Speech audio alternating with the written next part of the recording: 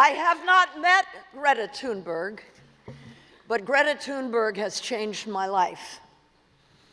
I'd been feeling anxious and depressed because I knew I wasn't doing enough in the face of the catastrophe that is looming. I drive an electric car. I'm stopping the use of single-use plastic in my home. I eat a lot less meat or fish.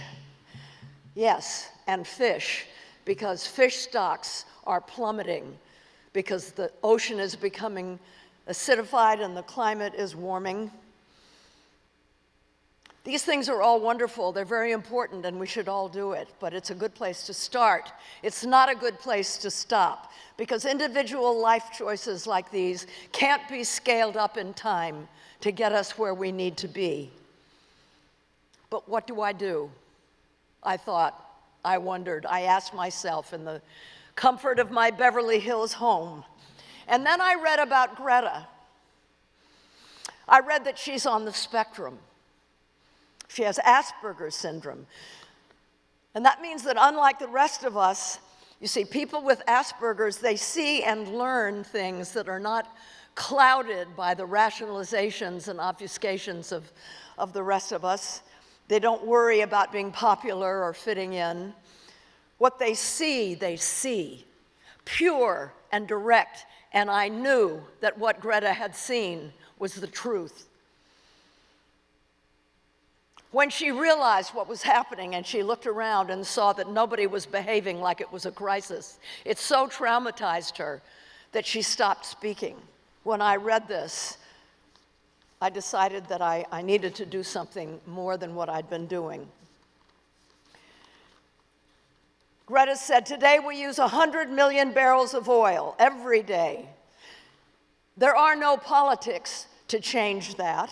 There are no rules to keep the oil in the ground, and so we can't save the world by playing by the rules, right? Megan knows that. The rules have to be changed. Everything needs to change, and it has to start today. So everyone out there, this is Greta speaking. It is now time for civil disobedience. It is time, it's time to rebel.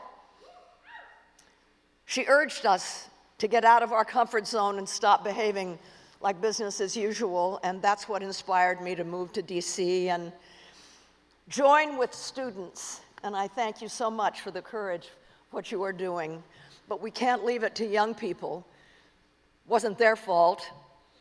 We have to stand alongside them. And Greta said, it's okay if you refuse to listen to me. I am, after all, just a 16-year-old schoolgirl from Sweden. But you can't ignore the science or the scientists. Well, last year, the Intergovernmental Panel on Climate Change, the scientists, published its report, which stated in no uncertain terms that given the worsening disasters we're already seeing and the additional warming that's already baked in because we didn't act 30 years ago, we do not stand a chance of changing course in time without profound, systemic, economic, and social change. And they say we have at best 11 years to do it before the tipping point is reached, setting off an irreversible chain reaction beyond human control. There's no historical precedent for the scale of what we have to do. So let's reward Greta beyond this wonderful award that she is receiving tonight by all of us committing to get out of our comfort zone, stop business as usual, and become warriors for the climate. And here's what Greta said. These are her words of thanks. Unfortunately, I cannot be with you tonight. I'm incredibly honored to have received this award, and I'm very happy that it's been given to a climate activist. That would probably not have happened 2 years ago. something has happened.